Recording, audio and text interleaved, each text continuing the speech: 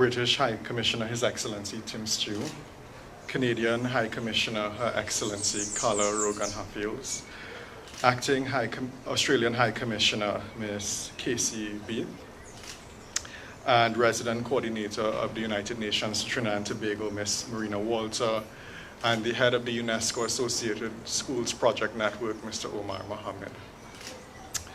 Awardees, winning students of the Williamsville Secondary School, and all the teachers who participated in our Safer Schools workshop, at least those of you who are here with us today, specially invited guests, members of the media, good evening and welcome to all of you. As a member of the LGBT community, I have endured and observed both homophobic and racist remarks. Although both I and many other students make numerous reports concerning these matters, over the years, these are notably either ignored or chastised by teachers, deans, and schools administration, all citing personal religious biases or an inability to effectively deal with matters concerning the highlighted issues. We have been made to feel ostracized and alienated as our sexual preferences and in some cases our race and ethnicity differs from that of the handling authority. Sadly, only a few teachers and in some cases parents have been championing the seriousness of the abuse faced by those affected. All of those words could have easily been written by me, albeit the year would have been in 2005 when I was in high school, but they weren't. Those are the words of one of the exceptionally talented students of Williamsville Secondary School, who penned the winning essay to our competition, All Different, All Equal. His brave testimony captures one of many real experiences that have been brought to our attention over the past 7 years of the operations of the Silver Lining Foundation. Bullying in our schools is a real problem that is often treated cosmetically, if at all. It is seen as a common occurrence in our lives, a sort of rite of passage, that we don't even realize the occurrences when they do happen. People often believe it to be something normal, a regular, everyday thing, when in reality it's not. This narrative of they are kids, they'll get over it, and it builds character and makes them stronger, is a harmful one and a dangerous one. I recall being told one time at an arbitration we attended on behalf of a student at the Equal Opportunities Commission that what we at Silver Lining, what we are doing is creating soft, weak children who won't know how to be tough in the face of challenges. And I was told by another stakeholder in education that young people, my team and I, we with our degrees feel we're smarter and we're fighting the wrong fight. But that couldn't be further from the truth.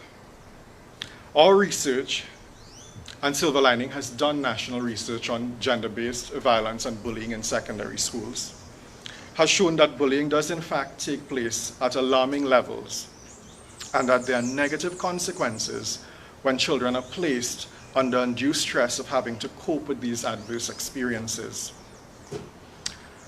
Bullying, as defined by stopbullying.gov, is an unwanted aggressive behavior among school-aged children that involves a real or perceived power imbalance.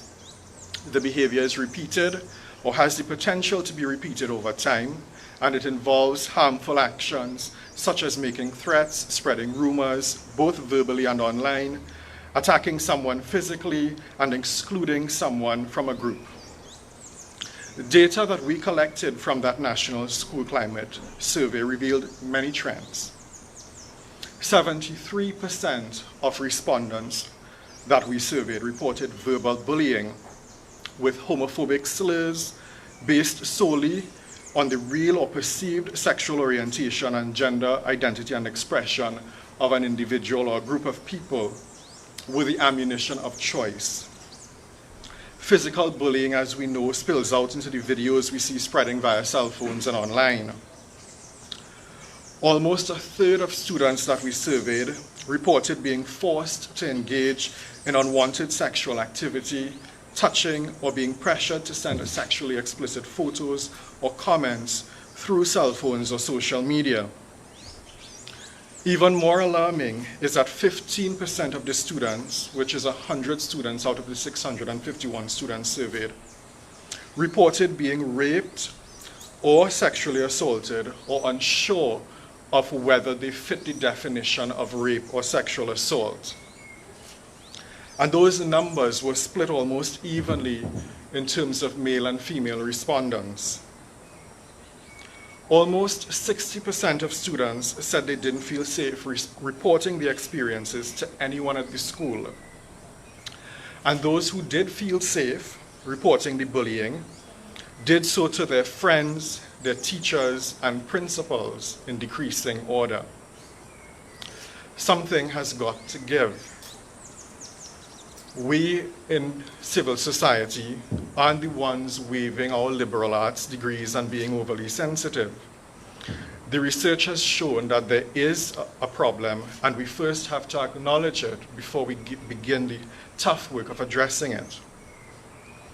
And so in building on this research, we developed the Safer Schools, Managing a Diverse Classroom teacher training workshop with the support of the British High Commission. The purpose of this workshop was to raise awareness of the nature and scope of bullying and gender-based violence in schools, and to provide some strategies for intervention, especially regarding situations that are centered in the lack of information on sexual orientation and the gender identity and expression.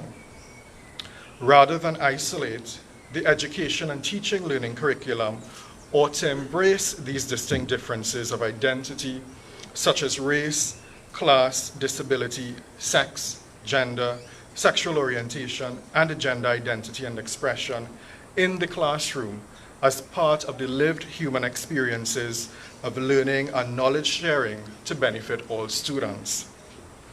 Incorporating the knowledge and lessons from this rich diversity as part of the school climate and the student curriculum has the potential to mitigate many of the tensions and the conflict students may face, which often results in the bullying and violence that we see being perpetuated.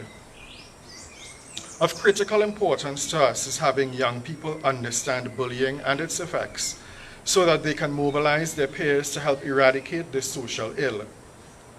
Our campaign, the All Different, All Equal competition, was developed on the belief that students should and could be empowered to create a culture change in their schools, to foster respect, compassion, and acceptance despite their differences. Through this competition, again supported by the British High Commission, we intended to firstly help young people understand the importance of making everyone feel valued and included in schools, able to be themselves without a fear of bullying, and to encourage parents as caregivers to work with their child's school and engage in positive and real discourse about bullying, difference, and equality, and to enable teachers and school support staff to celebrate what makes us all different, but all equal by celebrating difference and equality and taking individual and collective action to prevent bullying, create safe environments where children can be themselves. The students of Williamsville Secondary will share with you later in the program more on their work and their project led by their teachers Gary Samay and Patty Roberts Nero here this evening. And I'm excited that you get to see the work that they themselves have put into this campaign. We are very incredibly proud of you, and our hearts are warm to know that many of the recommendations from our survey report and from the teacher training workshop have been fulfilled. Here in the Caribbean and elsewhere as well, we often believe that if the answer isn't complex, complicated, and huge enough, then it really isn't the solution. But sometimes big changes can be catalyzed by little acts of kindness, respect, and placing value in the dignity of each and every person. Every child has the universal right to an education free from fear, violence, and discrimination.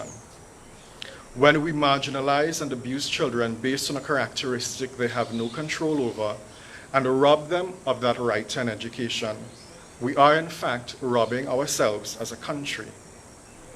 The future of the nation is in the book bags of all children, whether they are black, brown, or white, rich or poor, gay, lesbian, transgender, or straight. And each of the teachers here, I am proud to say, have recognized that right and pledged to do what is best for all children in their care. This is how we transform education, and this is how we transform a country. So as I close, I leave you with a few reminders. To the students who have persisted, who have stayed strong through heartbreak, insecurity, trauma, and devastation, I take this opportunity to tell you that we are proud of you and that you are stronger than you think. You are here after all that has happened to you, and that in itself shows just how strong and brave you are. To those who have reformed, continue to fight against discrimination and injustice.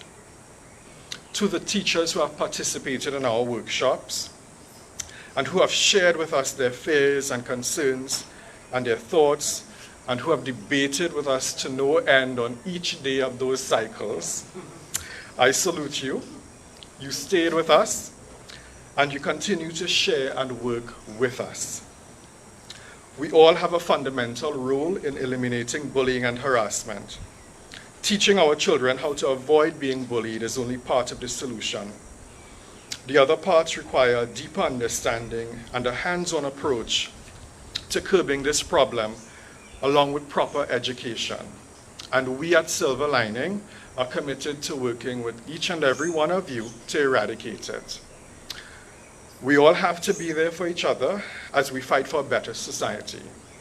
And to all of you, keep being brave. Keep reminding others that we may be all different, but we are all equal, working towards shared goals. Thank you very much.